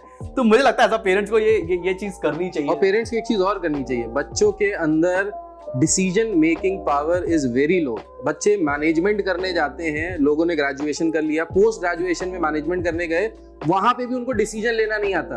कंपनीज में बड़े बड़े डिसीजंस लेने पड़ते हैं, आपको लाइफ में छोटे छोटे डिसीजंस लेने पड़ते हैं। तो पहले छोटे डिसीजंस लेना बच्चे को सिखाइए। कैसे सिखाइए? जब आप रेस्टोरेंट जाइए तो रेस्टोरेंट में बच्चे को मेन्यू दीजिए, बोलिए ऑर्डर करो। ये नहीं कि तुम ऑर्डर करो, कि मम्मी से पूछ रहे हैं कि अच्छा आप क्या खाओगे, पापा से पूछे, तुम अपना ऑर्डर करो, बाकी लोग अपना ऑर्डर करें। छोटी सी एक्टिविटी है, छोटी सी ये ट्रिक है जो पेरेंट्स को करनी चाहिए, जिससे बच्चा अपना डिसीजन ले कि मुझे खाना क्या है। कितने बच्चे मैंने देखे वो अपनी जिंदगी में अपना डिसीजन नहीं ले पाते कि सर पापा कह रहे हैं बीटेक कर लो तो चलो बीटेक कर लेते हैं, मम्मी ने कहा कि डॉक्टर बन जाओ तो चलो डॉक्टर बन जाते हैं, क्योंकि खुद का कोई डिसीजन नहीं है। आपको डिसीजन लेना आता ही नहीं है, क्योंकि आपके पेरेंट्स ने कभी आपको डिसीजन लेना नहीं सिखाया। तो डिसीजन लेना भी बच्चों को सिखाना चाहिए पेरेंट्स को, और वो शुरू होता है छोटी छोटी चीजों से। आपके घर के छोटे छोटे डिसीजंस में आप बच्चों को इन्वॉल्व कीजिए कि अगर मुझे पर्दे चेंज कराने हैं तो कौन सा कलर लगाना है, बताओ बेटा तुमको कौन सा पसंद है, तुम्हारे कमरे में क्या लगवाना है। एक बार मैं आपको छोटी सी बात बताता हूँ कि वो अपने वहाँ जेपी हैंडलूम का प्रमोशन होने जा रहा है यहाँ पर, ठीक है। आलमबाग में एक छोटी सी दुकान है जेपी हैंडलूम, ठीक है ना। मुझे याद है मैं था 7th क्लास में, पापा ने बोला मम्मी के साथ चले आओ पर्दे खरीद लो। मम्मी के साथ गया मैं पर्दे खरीदने के लिए, और मैं पर्दे खरीद लाया सर। छोटे दरवाजे की हाइट 6 फीट थी और मैं पर्दे खरीद लाया 7 फीट वाले। तो मैं वापस से गया दोबारा और उसको सही करके लाया। तो ये शायद जो छोटे छोटे आप डिसीजन लेने वाली बात करें ना, अपने टीवी लेके आनी, जाओ यार ऐसा करो यार शुभम तुम टीवी के बारे में जरा पता कर लो, मैं पैसे दे रहा हूँ जाके खरीद के लाओ। मैं 9वीं क्लास में से टीवी खरीद कर लाया हूँ। पता नहीं कौन बच्चे लेकर आते हैं, लेकर आजकल अमेज़न से ऑर्डर कर लेते हैं, लेकिन जो अमेज़न से भी ऑर्डर कर रहे हैं वो कंपेयर कर रहे हैं। डिसीजन मेकिंग पावर उनके हाथ में है। कहीं ना कहीं आज वही है कि मैं शायद जब मैं ये घर खरीदने गया था तो मेरे पापा से नहीं पूछा, और मैंने खरीदने के बाद उनको बताया पापा देखो मैंने ये चीज खरीदी। तो डिसीजन मेकिंग पावर तो पेरेंट्स को ही इंड्यूस करनी है अपने स्टूडेंट्स के अंदर। बिल्कुल। और मुझे लगता है कि जब वो कोर्स चूज कर रहे हैं, कॉलेज चूज कर रहे हैं, बच्चे को यही बोलना चाहिए कि यार तुमने रिसर्च कर लिया है, तुम सोच रहे होगा तो ठीक है, बिल्कुल सही बात। तुमको जो करना है तुम अपना डिसाइड करो, तुम अपना डिसाइड करो। फीस जो देनी है वो मैं दे सकता हूं, बट तुम्हें नरसी मुंजी जाना है, तुम्हें क्राइस्ट कॉलेज जाना है, तुम्हें आईएम्स में जाना है, तुम्हें केकेसी में पढ़ना है, it is your choice, you decide where to go. सही बात, क्योंकि जिंदगी में सारे डिसीजंस खुद ही लेने हैं भाई। At the end of the day आपको सारे डिसीजंस खुद ही लेने।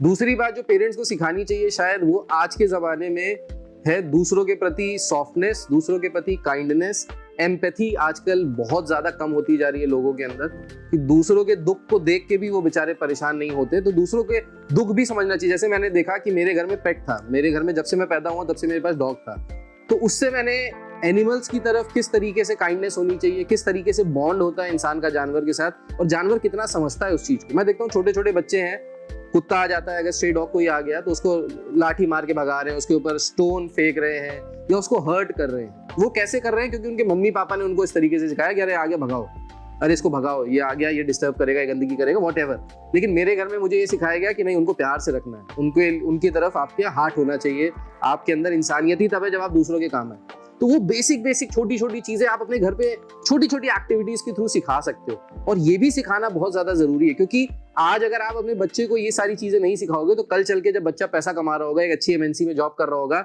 वो आपको भी रिस्पेक्ट नहीं देगा, वो आपको भी प्यार नहीं करेगा। और शायद इसी वजह से आज के जमाने में न्यूक्लियर फैमिली इतनी ज्यादा बढ़ती जा रही है, क्योंकि पेरेंट्स का और बच्चों का बॉन्ड ही नहीं है। पेरेंट्स बच्चों को जिंदगी भर सिखाते हैं पैसा कमाना है, पैसा कमाना है, पैसा कमाना है। जब वो बच्चा पैसा कमाने लगता है तो उसको लगता है यार अब हमने कर तो लिया, जो कर रहे हैं हमको पैसा ही कमाना है, अब हमारे पेरेंट्स जब भाड़ में देखें अपने आप जैसा उनको देखना है, now it is their life. अच्छा सर, एक इंसिडेंट याद आता है मुझे। याद है मैं 11th क्लास में सिटी मॉन्टेसरी स्कूल में पढ़ा था। एक बच्चों की लड़ाई हुई, इंटरवल के समय की बात है। एक लड़के ने एक लड़के को मार दिया और ज्यादा गुटबाजी हो गई। पेरेंट्स आए, एक क्वेश्चन था, मतलब बहुत ही एब्रप्ट सी बात थी, तुम मार कैसे खाते, तुमने मारा क्यों नहीं? मतलब मार खा गया, अगर कोई बच्चा लड़ाई हो गई तो उसका रिपरकशन तुमने भी क्यों नहीं किया? उसने अगर गोली मारी तो तुमने भी गोली क्यों नहीं मारी? क्योंकि they are not able to digest the failure of any student. Correct. मुझे ऐसा लगता है ये अगर लड़ाई हो गई है तो बच्चों को क्या बोले कि उससे उनका मोरल भी डाउन ना हो जाए और जिससे लड़ाई हुई है उससे वो ज्यादा मैच्योर हो जाए। इसके बारे में सब कुछ डिस्कस करो। मेरे हॉस्टल में 2 बच्चे रहते थे, उन दोनों में किसी बात पे कुछ झगड़ा हो गया। उसमें से एक बच्चा जो था वो बहुत ज्यादा परेशान कर रहा था, उसका कंडक्ट अच्छा नहीं था, तो उसको मैंने हॉस्टल से निकाल लिया। मैंने उनके पेरेंट्स को बुलाया, मैंने कहा कि सर अपने बच्चे को ले जाइए। भाई वो पेरेंट्स मेरे ऊपर चढ़ गए कि अभी मैं आपको पुलिस कंप्लेंट करूंगा, कैसे आपने मेरे बच्चे के खिलाफ ये बोल दिया। और अगर मेरे बच्चे ने उसको मारा तो सही मारा होगा, गलत तो नहीं मारा होगा। मतलब पेरेंट्स अपने बच्चे के सामने कह रहा है कि सही मारा होगा, गलत तो नहीं मारा होगा। तो जो पेरेंट अपने बच्चे को ये सिखा रहा है कि भाई मारो तोड़ो, दूसरा तुम्हारे खिलाफ कुछ भी करे उसकी ऐसी तैसी कर दो, तो भाई ये अगर आप बच्चे को सिखा रहे हो तो हमारी सोसाइटी किस तरफ जा रही है, आप क्या अपब्रिंगिंग उस बच्चे में डाल रहे हो और वो बच्चा बड़े होकर क्या निकलेगा। वो आज आप कह रहे हो दूसरे को मारो, कल को उसको लगेगा कि आपको भी मारो, तो वो पेरेंट ही बच्चे को मार रहा होगा। तो जो आजकल दिखाते हैं ना कि जो बूढ़े बुजुर्गों को बच्चे मार रहे हैं, तो क्यों मार रहे हैं भाई, वही चीज तो सिखाई जा रही है घर पे। तो everything is related to learning and I think जो एजुकेशन सिस्टम है हमारा, उसको वही चीज करनी चाहिए, उसको वही चीज सिखानी चाहिए जो आप चाहते हो कि आपका बच्चा रेसिप्रोकेट करे। आप मटीरियलिस्टिक चीजें सिखा रहे हो, आप पैसा कमाने की बातें कर रहे हो, आप प्रोग्रेस की बातें कर रहे हो, लेकिन आप जो बेसिक ह्यूमन टेंडेंसी है, जो बेसिक ह्यूमन कैरेक्टरिस्टिक्स हैं, आप अगर उसको नहीं समझा रहे हो तो आप किस तरीके के इंडिविजुअल बनोगे। ना आप एक अच्छे बेटा बन सकते हो, ना एक अच्छे पति बन सकते हो, ना एक अच्छे दोस्त बन सकते हो, आप कुछ भी नहीं बन पाओगे। आप पैसा कमाने की मशीन बन जाओगे, और पैसा कमाने की मशीन ही बनना है तो भाई रोबोट बना रहे हैं फिर हम लोग, फिर हमारा एजुकेशन सिस्टम ही गड़बड़ है। सर एक और बात बड़ी मतलब ऑफ द टॉपिक, थोड़ा सा पर्सनल हो रही है शायद यार। मैं एक चीज लड़कियों के बारे में, बेसिकली क्या है, ये वो लड़कियां हैं कॉलेज में जा रही है, कॉलेज के बाद प्रोबेबली इनकी शादी होगी। 99% हो सकता है मैं गलत भी हूं, I am really sorry, I unquote here, 99% of the girls who are getting married to a boy do not want to stay with the family. ये क्यों हो रहा? और ये वही लड़कियां हैं जो आज मेरी भी बेटी है मिशिका, आज जो 2 महीने की हो रही है, वो भी कल को डेट पे मैरिड होगी, या हो सकता है कि सर आज की जो बच्ची कॉलेज में पढ़ रही है वो भी मैरिड होगी। हम ये क्या सिखा दें बच्चों को, क्या बता दें कि हस्बैंड वाइफ बॉयफ्रेंड गर्लफ्रेंड में एक रेस नहीं है कि तुम साले को 2 लाख कमाते हो, मैं 50,000 या 1 लाख कमाती हूँ, तो हमें एक रेस है। हमें ये बताना है कि ये फैमिली है, फैमिली की क्या इनकम है, फैमिली कैसे आगे जाएगी, एंड फैमिली में माँ बाप भाई बहन सारे लोग होते हैं। तो जो एडजस्टमेंट सिखाना है मुझे लगता है वो फैमिली में रहकर सिखाना है। वो कैसे सिखाएं कि लड़कियों के दिमाग में शायद ये थॉट प्रोसेस हट सके और लड़कों के दिमाग में भी ये सारी चीजें आज की डेट में कहीं ना कहीं आई रही कि मैं बाहर जा रहा हूँ, मोस्ट प्रोबेबली पेरेंट्स मेरे साथ नहीं रहने वाले हैं, हालांकि टचवुड हम भी पेरेंट्स साथ रह रहे हैं, आप भी रह रहे हो आज की डेट में। तो ये कैसे इनमें इंड्यूस करें कि ये, क्योंकि पेरेंट्स जब आएंगे इन पिक्चर तो शायद स्टोरी कुछ और ही हो।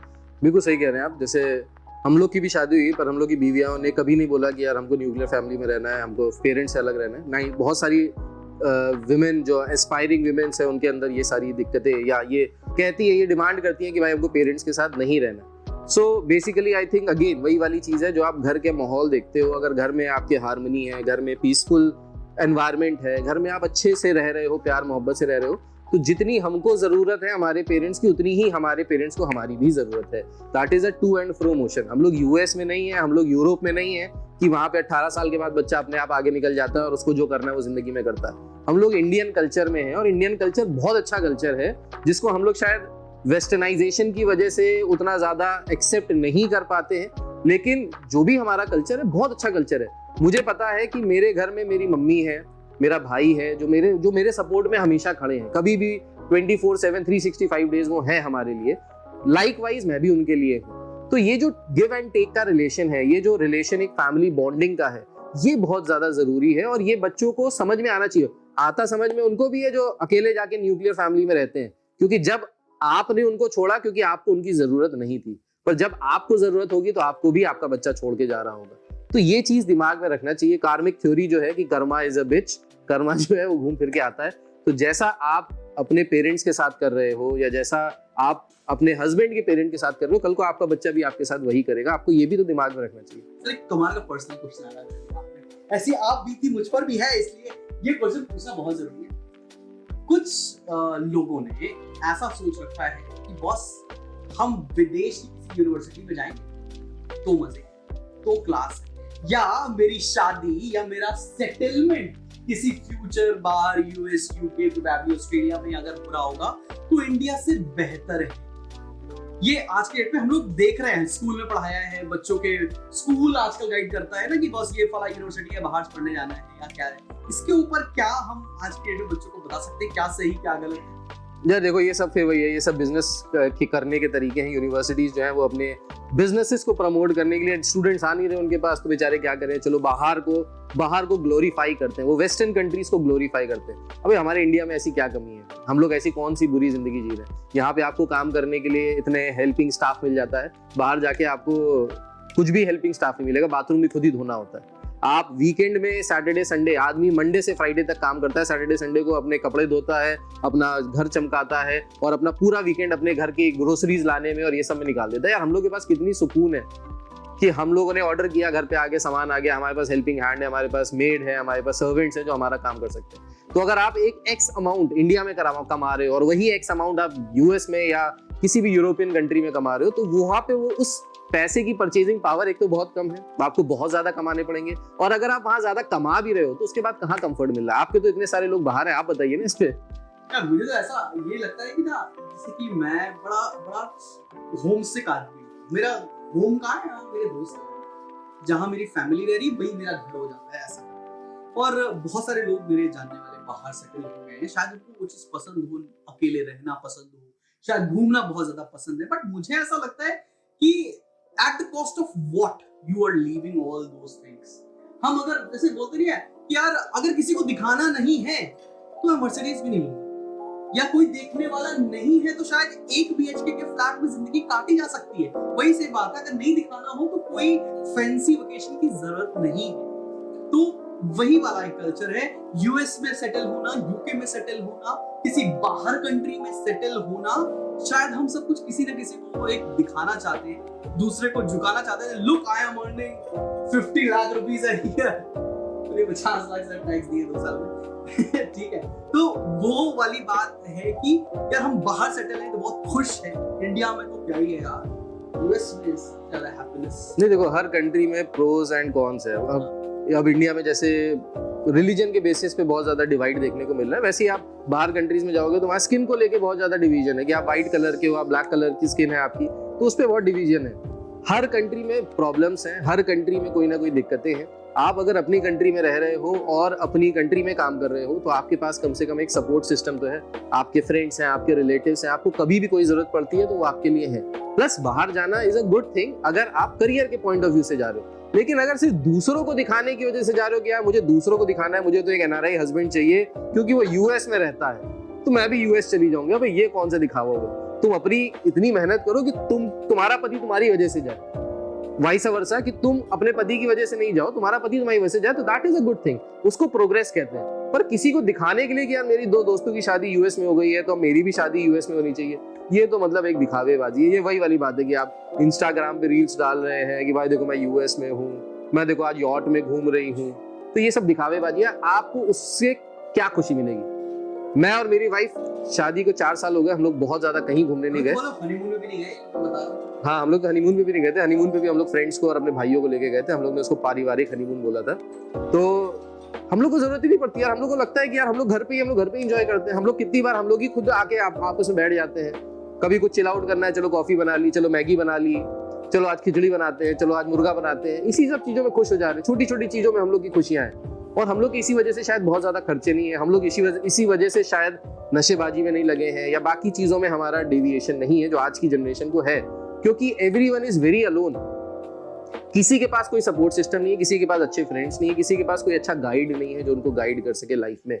और हर आदमी शो ऑफ करने के लिए, फेसबुक पे डालने के लिए, इंस्टा पे डालने के लिए, तो स्नैपशॉट पे डालने के लिए बहुत सारी स्टोरीज डाल रहा है कि मेरे 3000 फ्रेंड्स हैं, मेरे 4000 फ्रेंड्स हैं, पर उसमें से कितने आपके असली फ्रेंड्स हैं वो किसी को नहीं पता।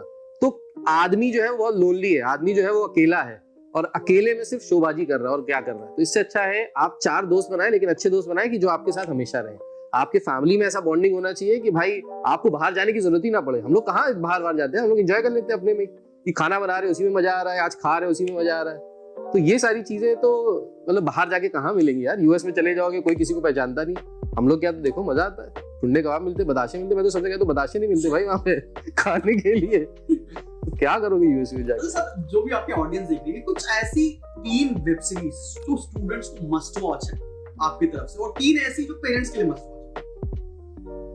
वेब सीरीज, मूवी, कोई शॉर्ट स्टोरी, कुछ भी ऐसा आपके हिसाब से जो पेरेंट्स को देखनी चाहिए 3, और जो स्टूडेंट्स के लिए मस्ट वॉच, जो हिंदी, इंग्लिश, जापानी कुछ भी हो सकता है।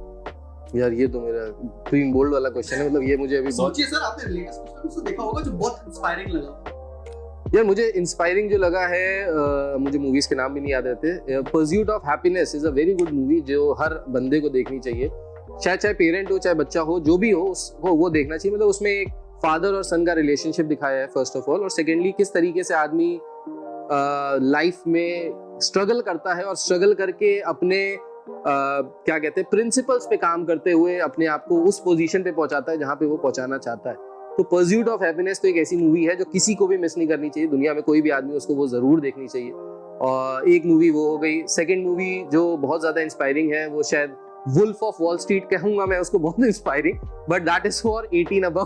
तो जब आप 18 साल से ऊपर हो जाए तभी उस मूवी को देखें। देखो सब देखो यार। लेकिन उसमें बहुत सारी चीजें पॉजिटिव भी दिखाई है, ऑल्दो उसमें ड्रग्स के बारे में दिखाया है, बहुत सारी चीजें दिखाई हैं, वो चीजें थोड़ी सी ओवरली दिखा दी, ज्यादा दिखा दी। मूवी थी ना जिसमें वो डॉग हुआ करता था जापानीज, हाँ हचिको यार सीरियसली वो हचिको सबको देखना चाहिए। हचिको मूवी वेरी गुड मूवी। हाँ इट्स अ जापानीज मूवी लेकिन बहुत अच्छी मूवी।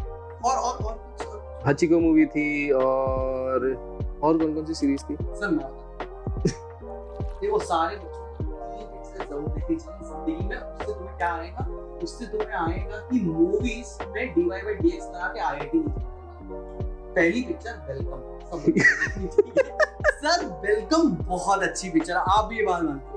दूसरी पिक्चर है सर ढोल, ये सबको देखना चाहिए, सारे लड़कों को ये मूवी देखनी चाहिए। तीसरी गैंग्स और वसेपुर, दोनों पार्ट आपको देखना चाहिए। और चौथी पार्ट वो अंदाज अपना वो पिक्चर बहुत अच्छी है मेरे हिसाब से। सारे बच्चों को ये 4 पिक्चरें जरूर देखनी चाहिए। लड़कियों ने देखी नहीं है सर, जोक नहीं समझ पा रहे हैं यार, 2 बार समझाना पड़ता है। भाभी को कई बार ऐसा होता है, बता रही है ये वाला जोक उस पिक्चर से रिलेटेड है यार, संजना टेक्सटाइल्स में। ये भाई पिक्चरों में ना यार मीनिंग मत निकाल, पिक्चर देखने जा रहा तुमको लगा वाह भाई ऑर्गेज्मिक पावर मिल रही है आपको इस पिक्चरों को देखने को। कमाल की मूवी है, 3-4 पिक्चर तो जरूर देख लो।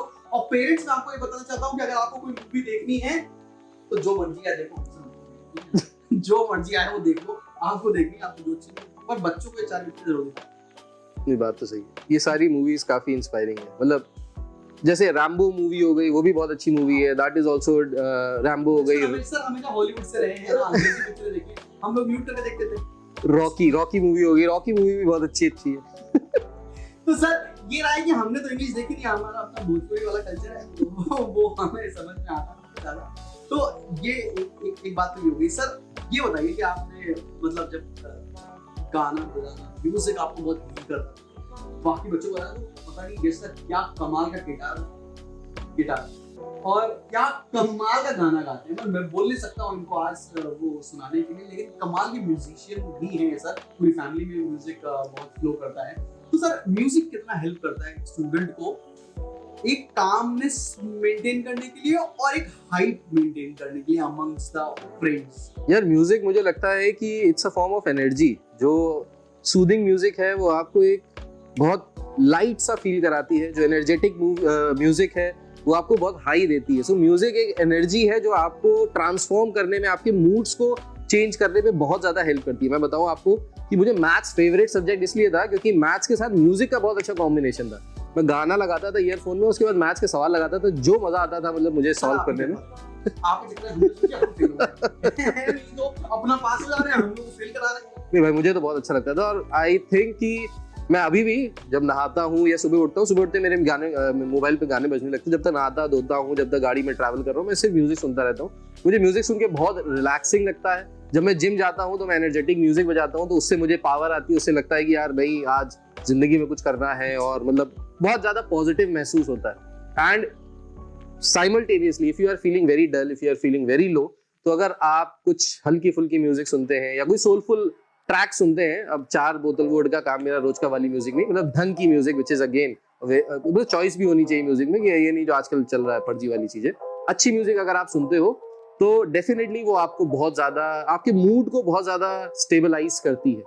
और बाकी तो सर आप भी बहुत ज्यादा तबला बजाने में और कॉन्गो बजाने में, ड्रम्स बजाने में आप बहुत बचपन से बहुत सारे बजाए जा रहे हैं तो ये सारी चीजें भी आपको खुद भी म्यूजिक का काफी शौक है।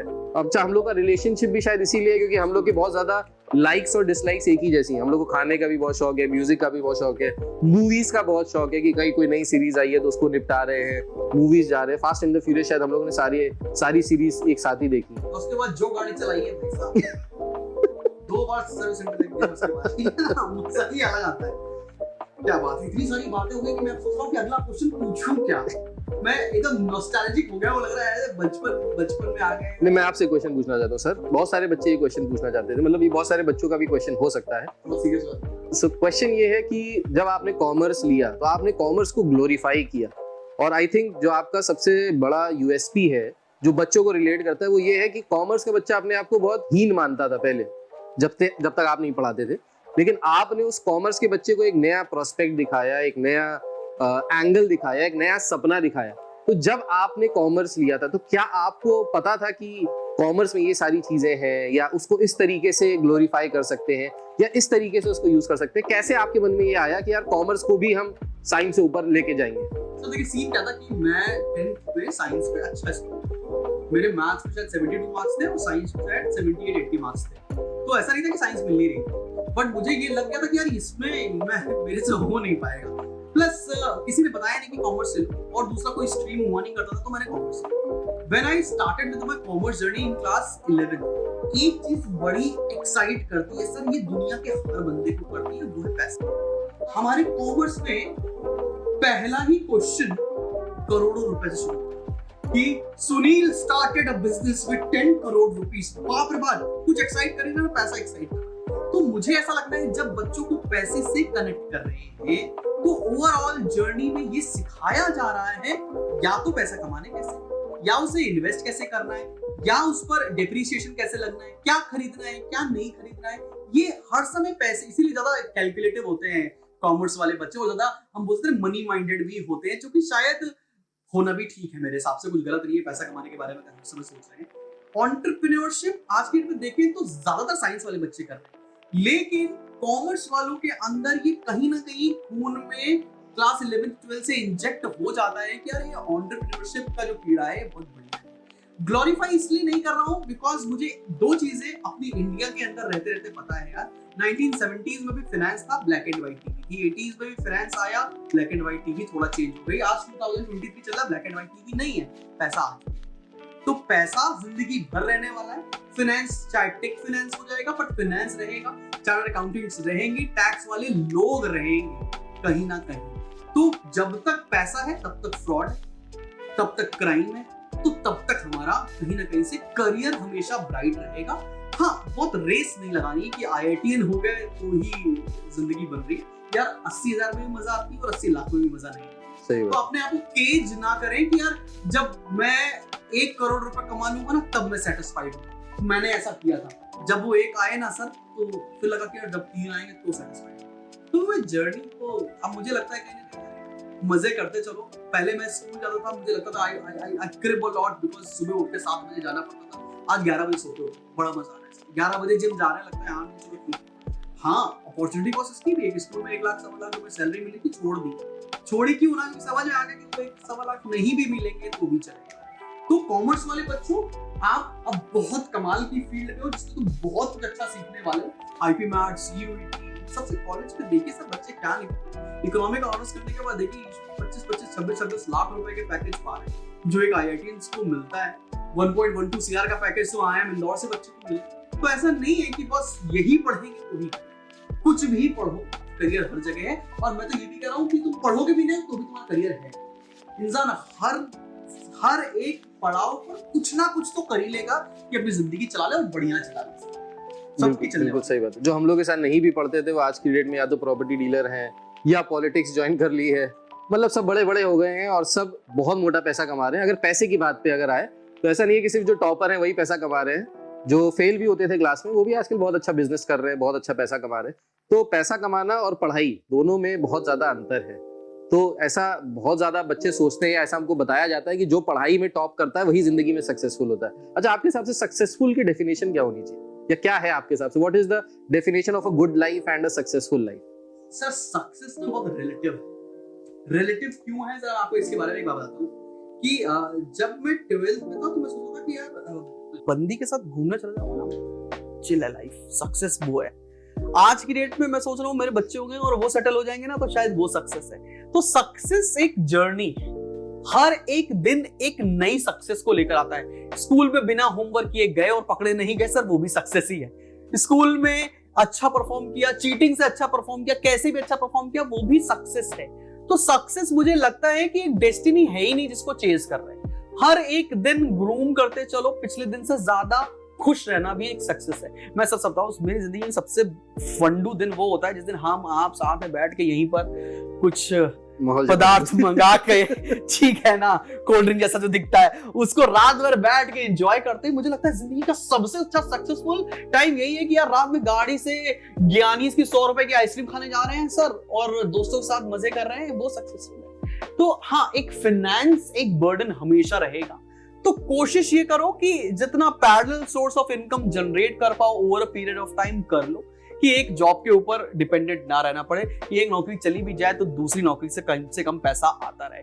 और मुझे लगता है मैं बहुत अगेंस्ट हूँ इस वीकेंड कल्चर के। भाई 5 दिन नौकरी करेंगे, 7वें 8वें दिन जिंदगी धरती फाड़ के मजे कर लेंगे। मैं इस पर बिल्कुल बिलीव नहीं करता। मुझे लगता है कि शायद 5 दिन कहीं नौकरी कर रहे हो तो 6ठा और 7वां दिन अपने किसी बिजनेस को ग्रो करने के लिए लगाना चाहिए, या किसी एक third second source of income को डेवलप करने के लिए लगाना चाहिए।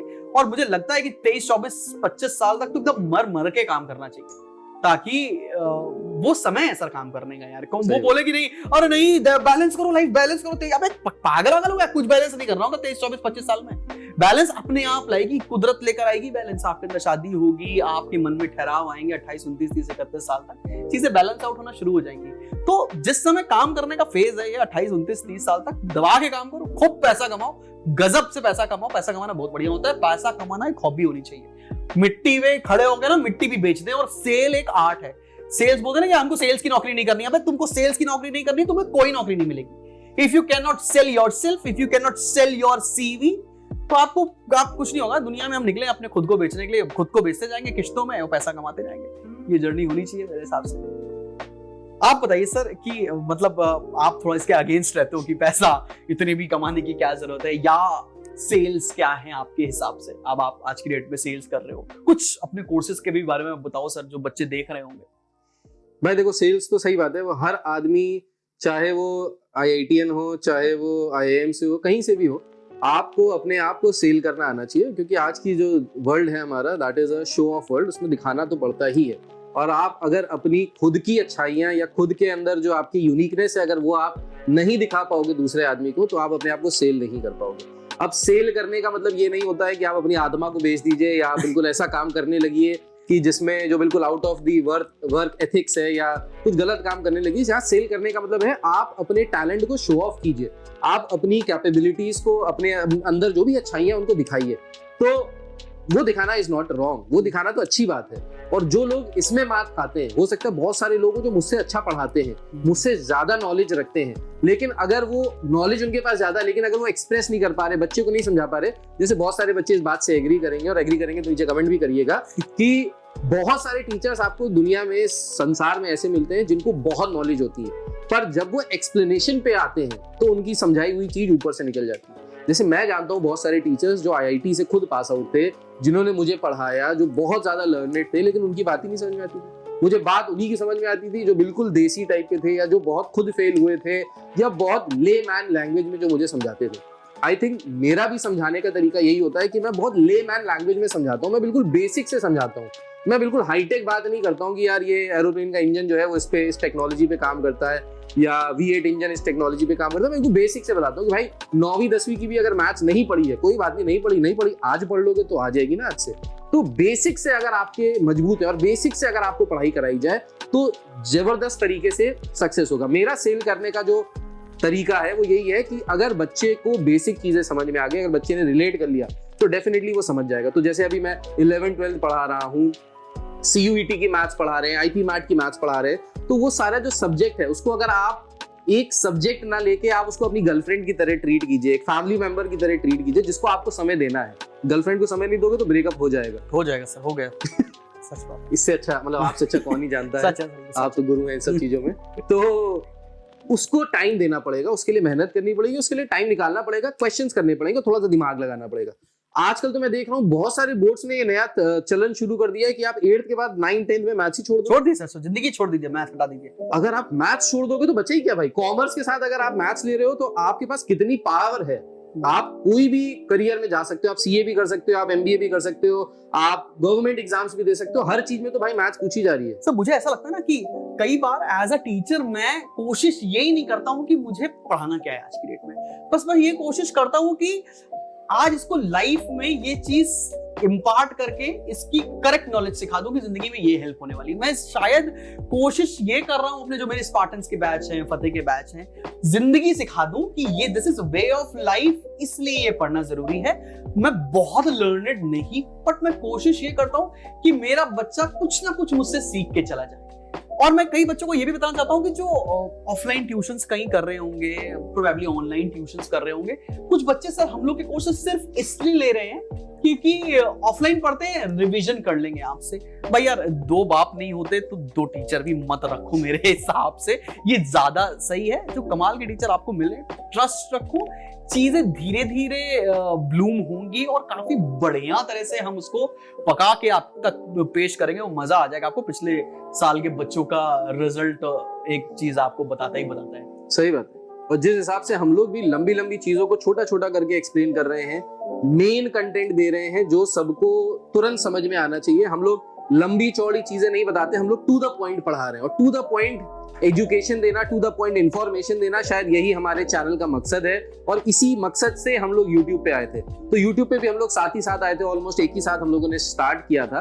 तो आने का भी ऑब्जेक्टिव यही था कि भाई मासेस तक पहुंचना, क्योंकि हम लोग को लगता था कि हम लोग जिस स्कूल में पढ़ा रहे हैं, जिस कोचिंग में पढ़ा रहे हैं, तो हम लोग एक लिमिटेड एरिया के बच्चों को पढ़ा रहे हैं, लेकिन मासेस तक कैसे पहुंचे, तो वो यूट्यूब का प्लेटफॉर्म हमको मिला जिसने हमको मासेस तक पहुंचाया। और शायद हम लोग जो एक इंटरेस्ट डेवलप करते हैं अपने सब्जेक्ट्स में, आप अकाउंटेंसी, इकोनॉमिक्स में, मैं मैथमेटिक्स में, तो वो जो इंटरेस्ट एक बार अगर डेवलप हो जाता है किसी बच्चे का, तो मतलब फिर उसके बाद बच्चे को कोई नहीं रोक सकता और वो डेफिनेटली आगे जाएगा ही जाएगा, उस सब्जेक्ट को फोड़ेगा ही फोड़ेगा। तो बहुत टाइम बर्बाद कर दिया हम लोगों ने, आज साथ में मिल गया, संडे का दिन था, मजा आ गया।